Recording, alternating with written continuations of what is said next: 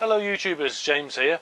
I'm doing a slightly different video today. This video is more to do with a bit of a problem that I have and asking for your help or advice. If you remember, a few months ago I did a video on radio microphones, mainly for camcorders. I bought one from Applins and took it back because it wasn't very good.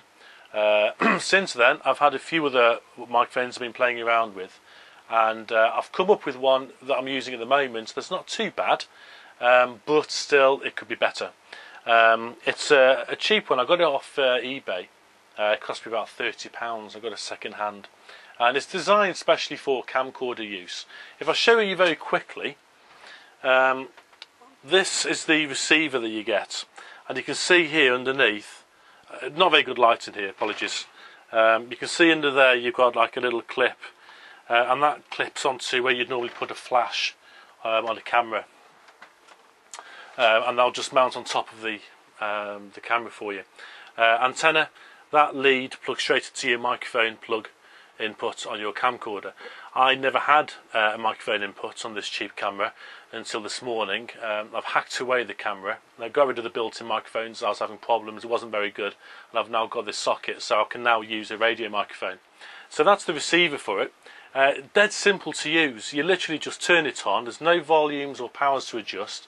You turn it on and you've got a microphone output and you've got an earphone output. The earphone is so I can monitor and listen to make sure that whoever's talking in the radio mic is working okay. The microphone output straight to the camera. So that's the receiver. The microphone transmitter, it comes as a body pack. Initially it's in two functions on this. First function is without an external microphone. If I bring it closer to you, that's the microphone backpack there. That's the antenna, LED to show it's working, and it's got a built-in microphone just up there. If you don't want to use the built-in microphone, you can plug in your own lapel microphone or any microphone, like so, and then it straight away I'm using this one here. And so far I think it's okay. I've not done that many videos. I've done a few trials and it seems to be okay. It's a UHF microphone system, which is supposed to be better than VHS, because my understanding is the UHF will enable you to get the signal through barriers easier than VHF will. So when you're doing some broadcasting like this, if for instance the microphone pack's behind me and I'm in its way, it won't suffer so much, whereas VHF I think probably did. So this is supposed to be a better one. There's no level adjustments on this microphone pack either, so I can't turn the gain up or down. But still there are better ones out there. One that I've had for a few years now I don't know how to pronounce this, but I think it's a Nadi. It's not really a portable one though, because as you can see from this, it's got a little stand on, and it has to be plugged into the mains. It requires a 12 volt input, so you can't put batteries in. You've got to plug your own power supply into this. Quality wise is not too bad. Same idea, it comes with a little body pack, little transmitter here. No antenna on this one. The antenna is actually in the microphone. VHF, I don't know, I've not noticed any particular differences myself. A lot of websites will say that VHF is not as good as UHF because there's interference that it picks up on. So I don't really know. But again, the problem is it is a cheap one, plastic case as well, and it does pick up a lot of interference, or if you're banging it, it will often transmit that into your audio of your film. So not overly impressed. The one I'm using at the moment I do feel is better quality, and certainly when I've used it a few times it's definitely been better quality than the built-in microphone in the camera. The only problem is it's not stereo, it's in mono, but I do think that is still a better sound quality for the listener than having a built-in stereo microphone that picks up a lot of wind if you're outside or you're a bit too far away.